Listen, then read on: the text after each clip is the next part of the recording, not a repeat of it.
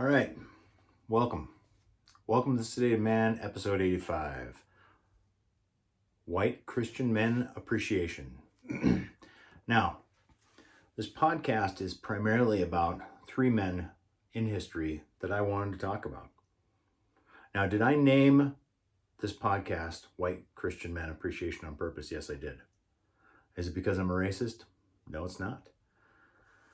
When I originally came up with the idea for this podcast, it was to help men who were sedated, who felt sedate, to come out of that, to step up in their families, in their communities, in their congregations, to step out away from sedation, to no longer be a pew sitter, a chair warmer, but to be active.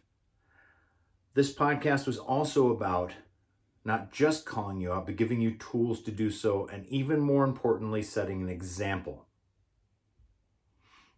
Now, am I going to talk politics? Yeah, I'm going to talk politics a little bit because at this point of 2020, you can't avoid it. And I think that sedated men would rather not. Mike, why can't you just keep it about religion? This is about religion. This is about your right to practice your religion. This is about your future, your kids' futures. You can't sit sedate anymore, and neither can I. I started the Sedated Man because I was a sedated man. Because I was afraid to let my voice be heard. Because I was afraid to step up and lead. And as my sons got older, it became abundantly clear that I would have to set that example because I did not want to be the excuse for them to do nothing. Yes, I named it this on purpose, not because I'm racist. I am absolutely not racist. I don't believe in systematic racism. In this house, all lives have always mattered. I don't care what your color is.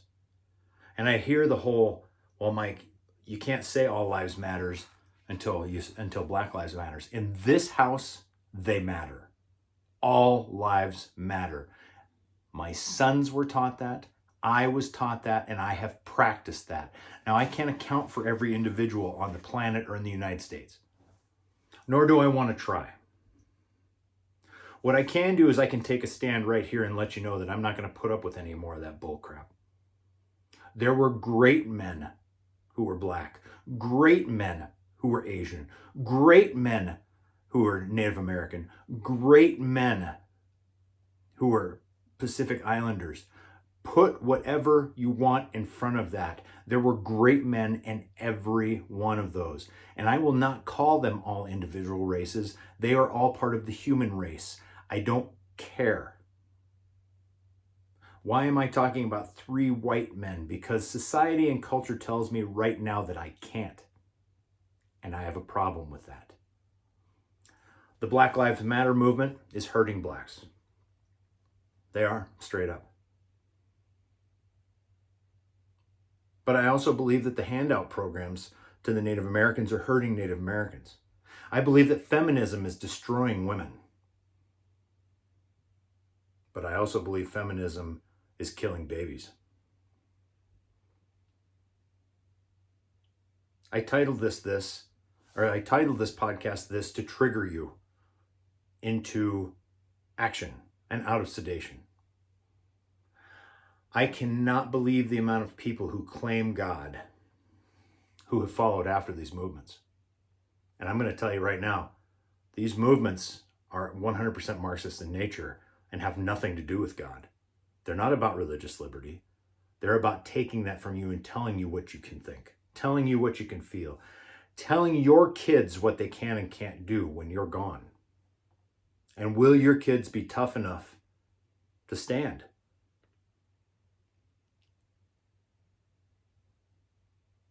Yes, I named it this on purpose. God made me white. Why should I be ashamed of that? Any more than you should be ashamed of whatever color it is that God made you. We are brothers.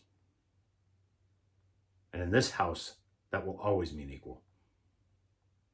As for me and my house, we will follow the Lord. With that, let's talk about the number one guy I want to talk about. Now, listen to these. There's no slant, there's no nothing. These are men of history. Alvin Cullum York, better known as Sergeant York. Now, a lot of people don't realize a movie was made about Sergeant York in 1941 starring Gary Cooper. And if you have an opportunity, you should watch it. It's an excellent movie. The original, the real Sergeant York, actually was alive to advise on the movie while it was being made. But Sergeant York himself, he was born December 13th, 1887 in Pall Mall, Tennessee. He was a wild child. He was a fighter. He personally said he had more fistfights than he could count. Constantly a drunk. A problem. Known to everybody. This was we're talking pre-1900, this kid was, before he was, or when he was about 10 years old, he had already started this. Okay? He entered the Army begrudgingly in June 1917 at the age of 29 after praying 2 days and a night in the mountains. Now, I kind of jumped a little bit. He came home one day and his mother said, when are you, and she had pleaded with him forever, and she said, when are you going to be like your father and your grandfather? And something clicked for Alvin that day. And he promised her he'd never drink again, he'd never smoke again, he'd never play cards again, and he didn't. So fast forward to 1917, age of 29, he prayed 2 days and nights in the mountains because he was born in the mountains of Tennessee. He didn't want to go. He didn't want to kill due to his beliefs, but decided after all that prayer time that God had given him the go-ahead to defend his country.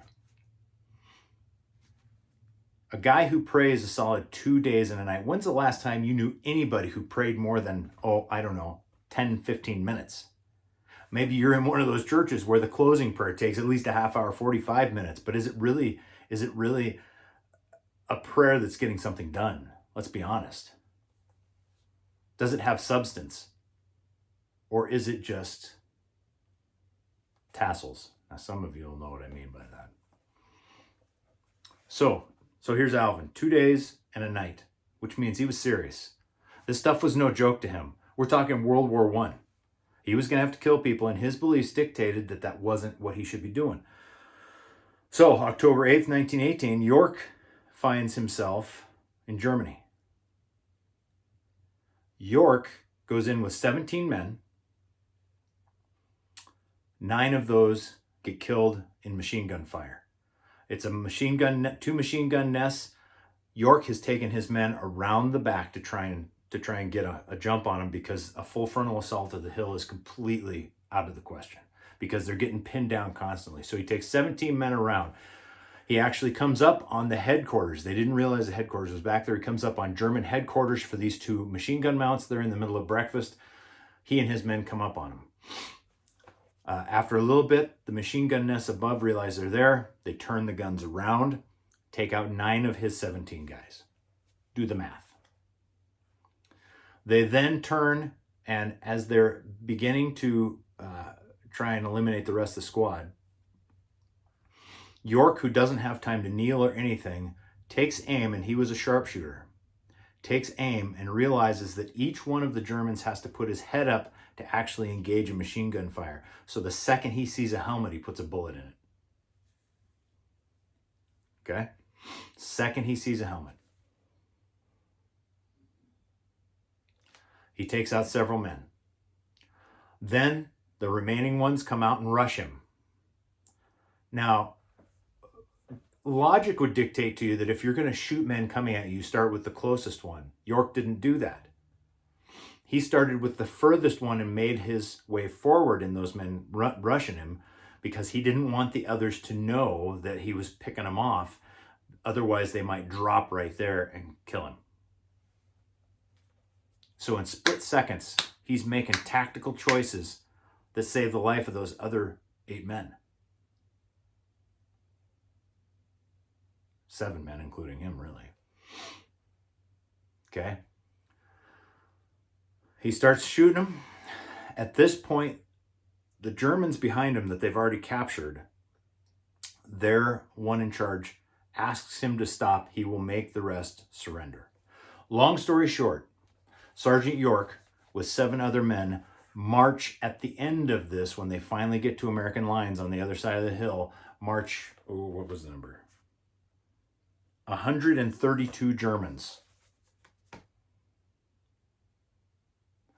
he and 7 other men captured 132 Germans. That happened because of his leadership. York was awarded the Congressional Medal of Honor and promoted to sergeant. So when you see the movie Sergeant York, he actually wasn't a sergeant until after that engagement. It was a corporal before that. All York wanted to do was return home, where he was offered fame and fortune due to his celebrity status, I guess you could say, as having gotten the Congressional Medal of Honor. Back then, it actually meant something. Not that it doesn't mean anything now. There are a ton of men that have gotten it, and a ton of men that still deserve it. But when he returned to the States, all he wanted to do was go home. So he went back to Tennessee, where he established an agricultural institute for boys and girls of the mountains who had few education opportunities. He really wanted to help those kids get ahead. So with all that, what happened? Well, his country repaid him in 1961 when the IRS sued him for $172,500, claiming he owed back taxes and interest. The claim was from the IRS that he misfiled his taxes from royalties of a movie made about his life in 1941 with Gary Cooper, which he had done consulting on. There were royalties going to him. Most of the royalties had been given to charity. Now, you would think that when the IRS realized who he was, that they would back off, realizing he had given all this to charity. They told him he withheld it in the wrong income tax bracket, and they were demanding this $172,000. So when the American public became aware, individuals chipped in to help cover the debt, and cover it they did. There was even some left over for a trust afterwards.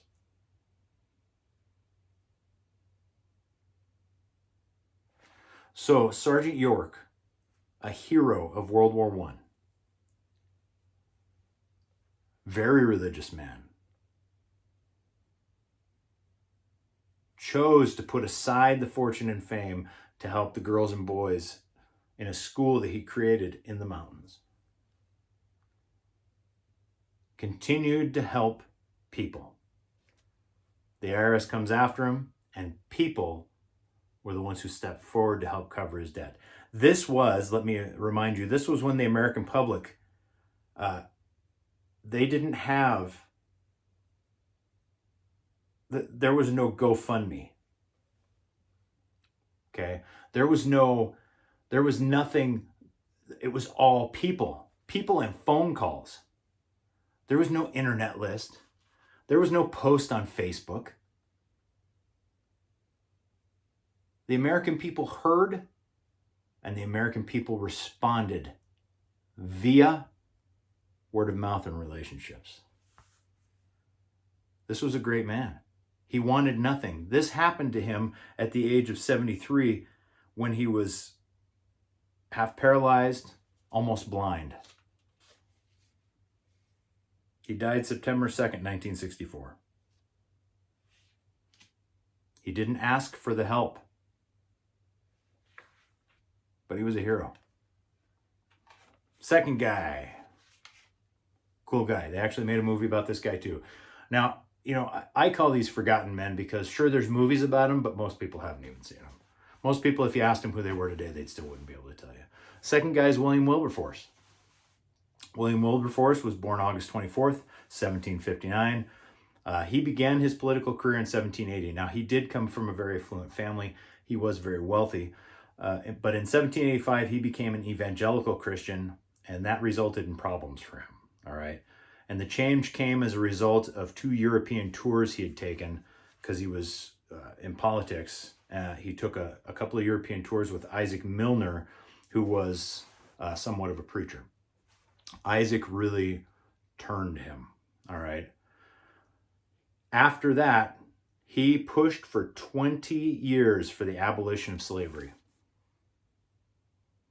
His initial decision was probably based on his time with Isaac Milner, but it was more influenced by John Newton, a former slave trader. 20 years of his life, he became the target of tirades and assassination attempts. He was even beaten in public by an irate sea captain at one point. He was a wealthy dude. He could have run the status quo, and he chose not to.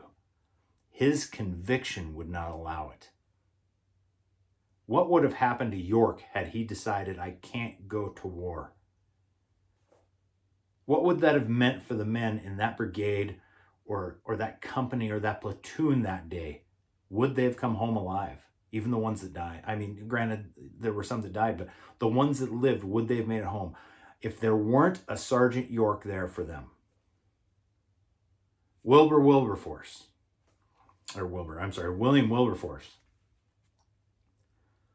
Had he not pushed for 20 years, undauntingly pushed,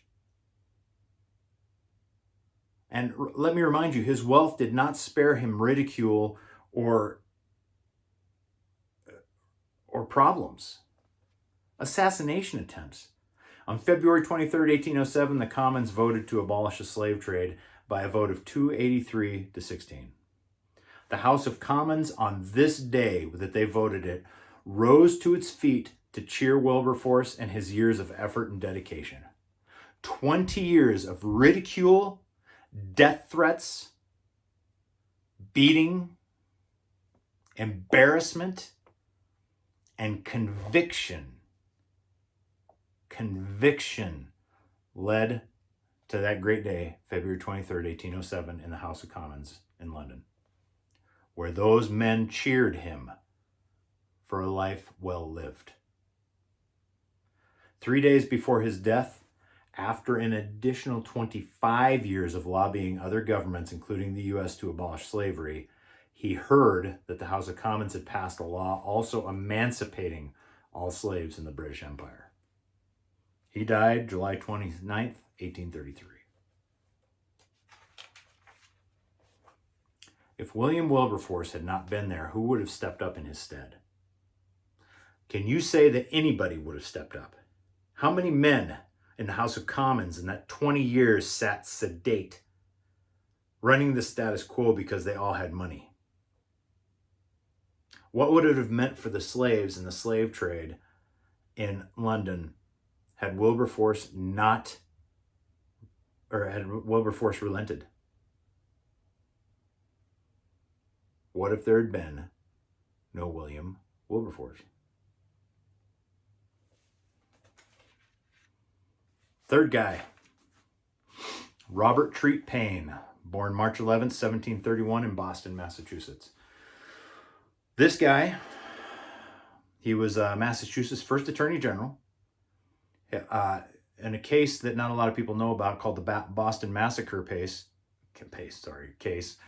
He opposed John Adams, who was the other guy on the other side, the other counsel. He studied theology at Harvard from the ages of 14 to 18. I don't know if Harvard still lets people in that early. I'm guessing no. Okay, but he studied for those 4 years. And then he began studying law in 1755. And he volunteered as a chaplain with when the French Indian War broke out, okay? He married in 1770. Initially, Paine didn't believe that war was the answer when we went to war with England. Sorry. He didn't think it was an answer. He was not on board with going to war with England. He wasn't on board with going to war with King George. And at the same time, even though he had that differing view, he was known as a man of integrity amongst all of his fellow counsel, all of his fellow lawyers. He was upheld as a man who lived what he believed. Now, when King George III rejected what was called the Olive Branch Petition, he wouldn't sign it. Paine knew separation was the only way. And at that point, he attended the Second Continental Congress and became one of the signers of the Declaration of Independence. His role during the war was dealing with the many legal issues that came up with the war in his state of Massachusetts. So, did this guy lose life and home? I couldn't find enough information to say. But if you look through the signers of the Declaration of Independence, you will find that many lost their homes, lost their plantations. Many's wives were taken, beaten, and tortured by the British. kids completely displaced or captured. These men knew when they signed the Declaration what the possibility was for them. Because when they sent it over there, don't think for 2 seconds that the British didn't look at the names on that list and send out squads for each one. Putting your name on that document meant you would be hunted, as would your family. So did they put their families in danger, or did they stand when it was time to stand, knowing the danger, with the intent of doing whatever they had to do to protect their family, knowing they may or may not be able to, but still giving their very lives to do so if need be? Now, why did I pick Robert Treat Paine? He was an abolitionist. He owned no slaves. See, a lot of people like to look at the signers of the Declaration, and regardless of what great things they might have done in their lives, it's always clouded by the fact that they owned slaves. I didn't want that for Robert. Or I should say, I used Robert because I didn't want that. He was an abolitionist, didn't believe in slavery, didn't own slaves. Still made the same decision the rest of the writers, the signers did. Still knew the danger that was involved. And after much deliberation, and I'm sure prayer, decided the only way was to separate. So there's your 3 men. All white guys. Alvin Cullum York, William Wilberforce, Robert Treat Paine. All great men. All lived their convictions.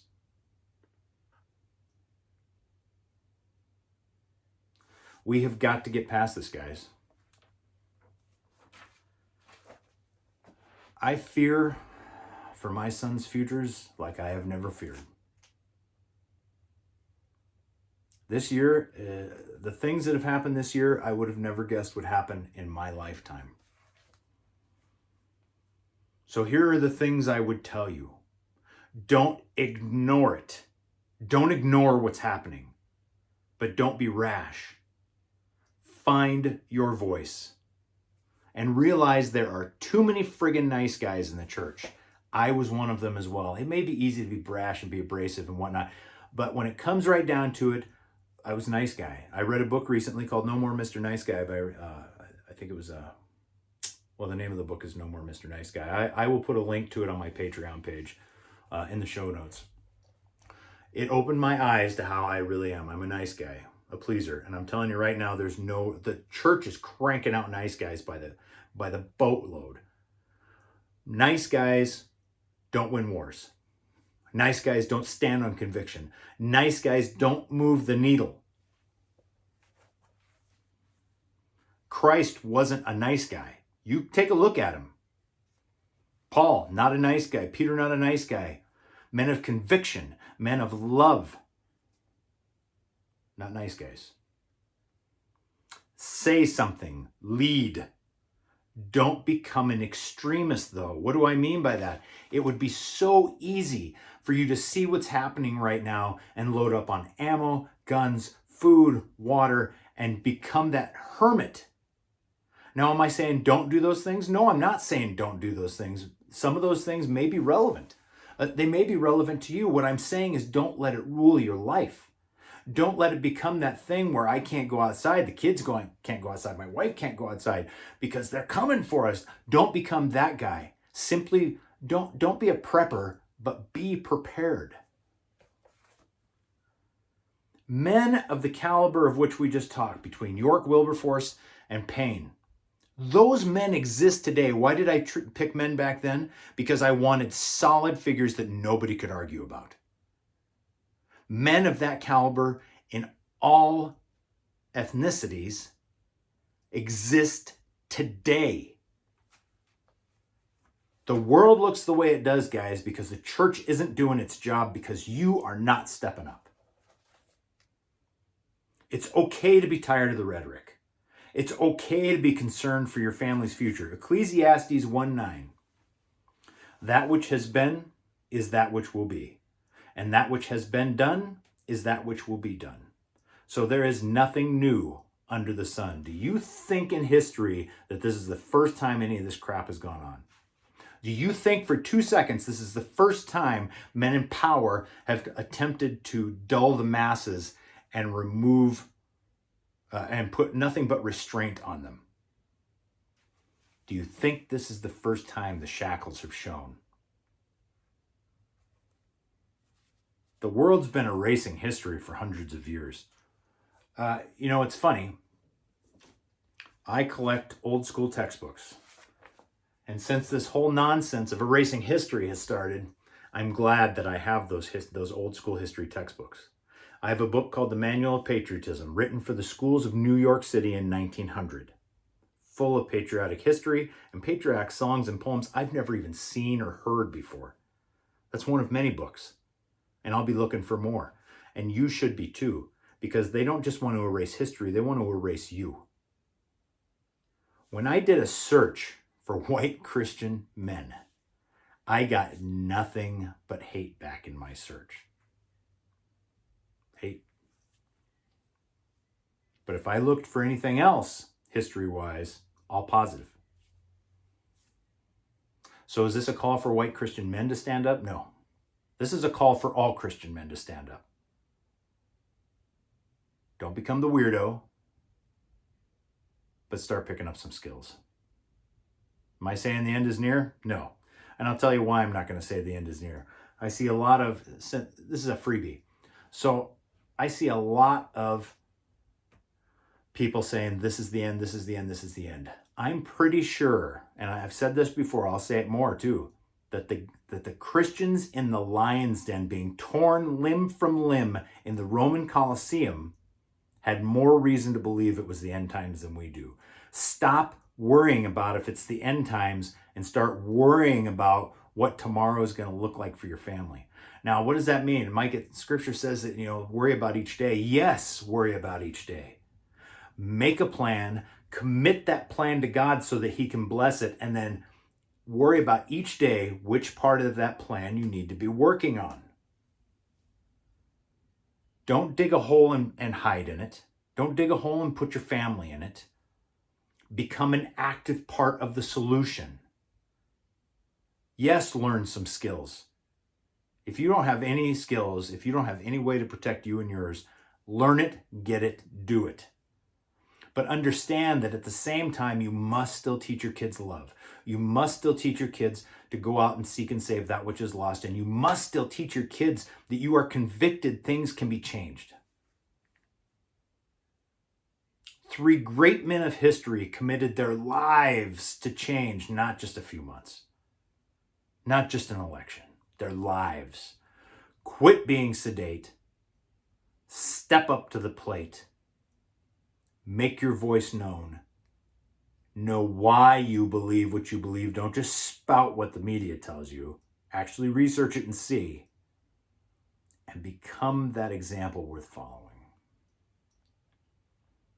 Once again, thanks for listening. Thanks for watching. All the show notes are on Patreon. Go out and crush it, guys. Baker out.